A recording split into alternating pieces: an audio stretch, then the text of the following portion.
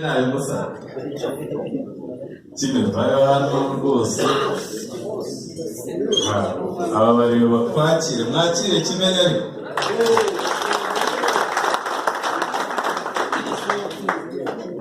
murakoze nk'uko babivuze yitwa Kimenyi Yves cyangwa se umureba w'ukuri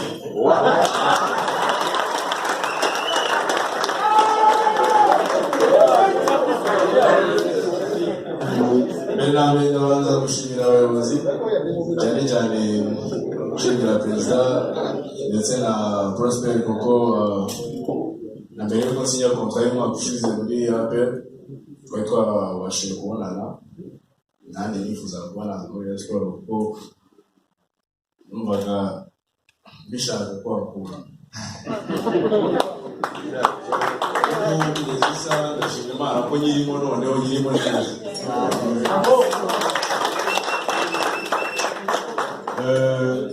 sinabona byinshi byo kuvuga kuko ni byinshi cyane kandi byiza. Nageze mu muryango mugari, nageze mu babyeyi, nageze muri bakuru banjye kuva ku munsi wa mbere nitwa ko mbaye umukino wa Rayon Sports. Nabonye byinshi bitandukanye. Imyaka yose nariye nta hantu nacaga ngo bapfe kumenya, babivugaga mu cyumba ariko byibuze ndi no kujya mu isoko bakamenya.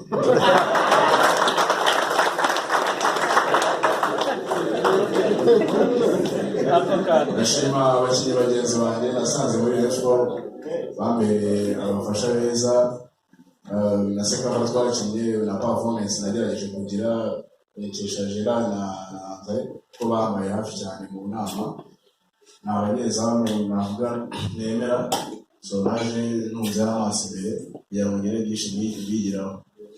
Umuryango wa Rayon Sports rero si bwo bwa mbere njye nari yinjiyemo kuko nawuvutsemo.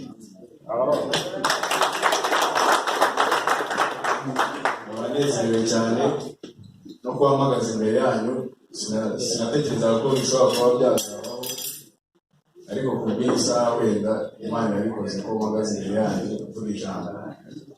Ndabashimiye cyane kandi ndanishimye cyane bikomeye, sinzi ko nabibabwiye nk'uko babivuze ndi umureba. Murakoze rero, ndashimira n'abatoza ko bakomeje kubana natwe no kutumenyereza uburyo bwose, kandi uburyo mwatubwiye perezida Kwizera Dimanche niba uzambaye amakoti abiri simbizi kuko iyo uzayikuramo ijugunye. Murakoze rero, Imana ibahe umugisha.